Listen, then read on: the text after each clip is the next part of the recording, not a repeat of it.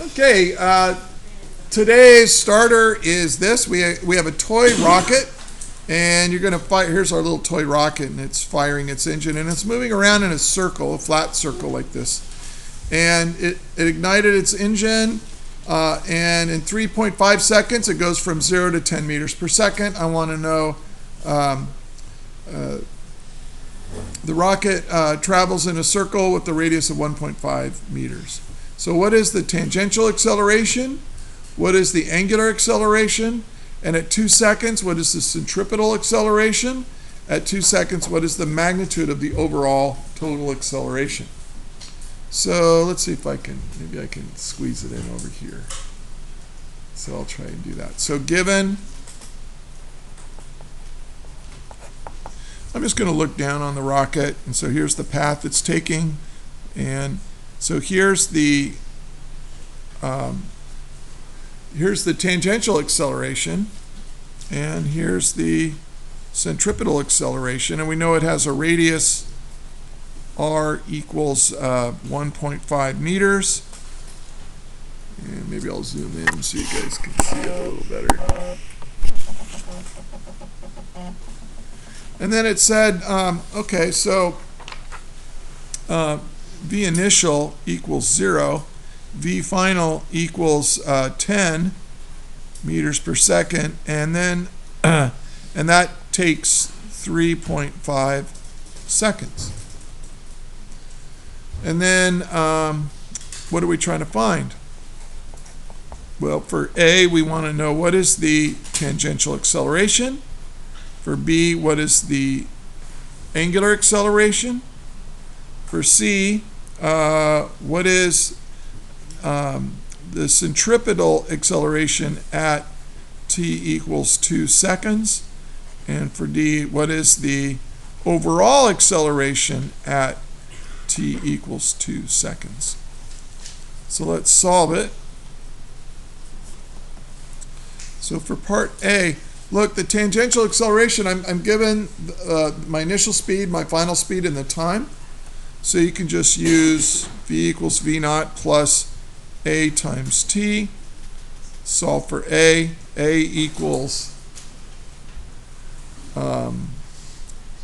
v minus v naught over time. And so this is 0. It's given to be 0. So the acceleration equals 10 meters per second divided by 3.5 seconds. So what is that? That's 2 point something. 10 divided by 3.5 gives me 2.86 meters per second squared. So that's my answer for part A. Hey, when you guys are doing problems like on an exam or something, always, like if I have part A, part B, part C, separate it out. Let me know what part I'm looking at. It's some of you just kind of make it a big pile, and it's hard to figure out what you're doing. So let's do part B now.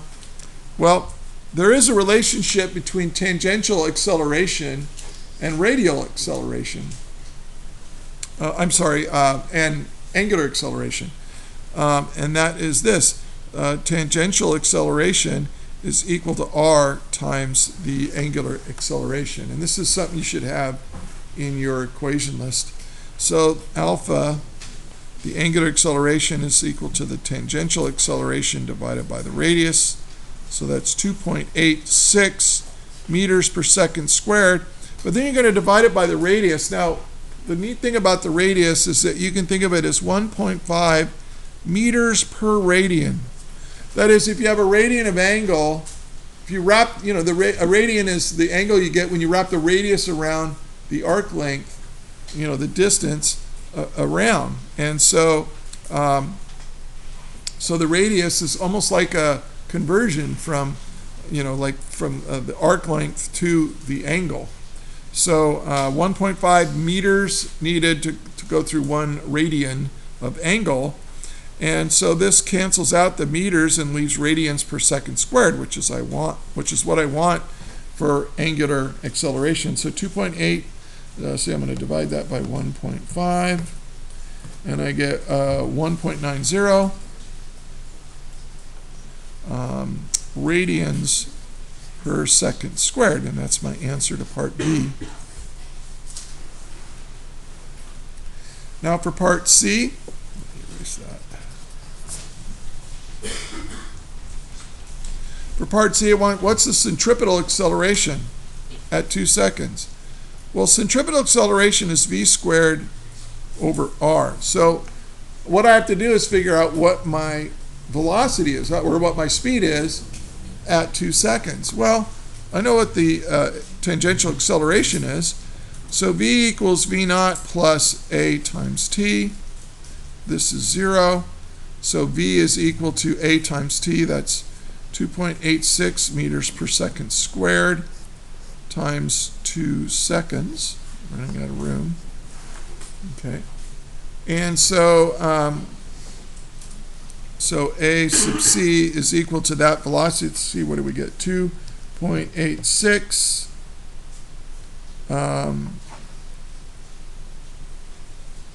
meters per second squared times 2 seconds, and you get 5.72. Now that's meters per second,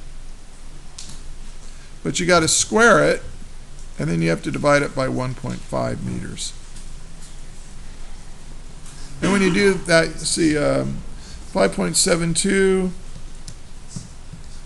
squared divided by 1.5 equals, and I get 21.8.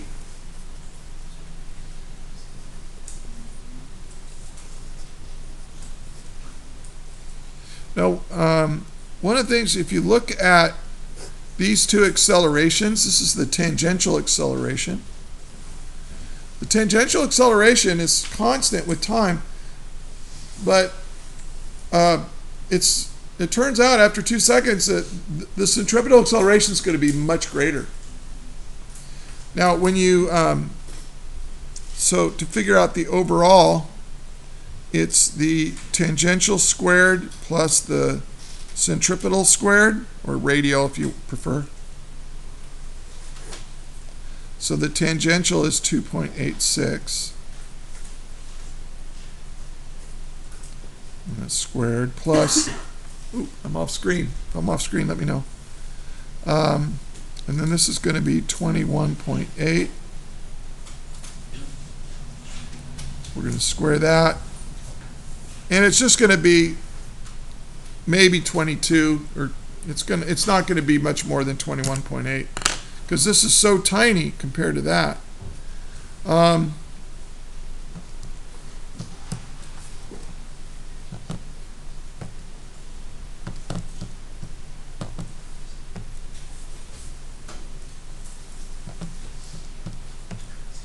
And when I do the arithmetic, I get 22.0. So just barely bigger. And that's my overall. It's a 0, not a 6. That is my overall acceleration. Now, why is this so just slightly bigger than this? Well, if you draw a picture of this, if you're going to draw a right triangle, let's make the centripetal acceleration, you know, I'll do it up here. I've got a little room up here. 21.8. Now, if this is 20, from here to here, if this is 21.8, well, what would 2.86 be? It would be just barely up like this. I mean, if that's a good scale drawing.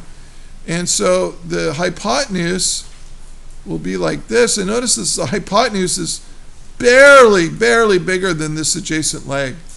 So when you use Pythagorean theorem, if one of the legs of the right triangle is much bigger than the other, then your answer is only slightly bigger than your largest leg. And that's what we ended up with. Let me zoom out so you can see the whole thing. Okay. Zoom out a little more. This as much as I can. Okay. So that's how you do it. Any questions? That is all.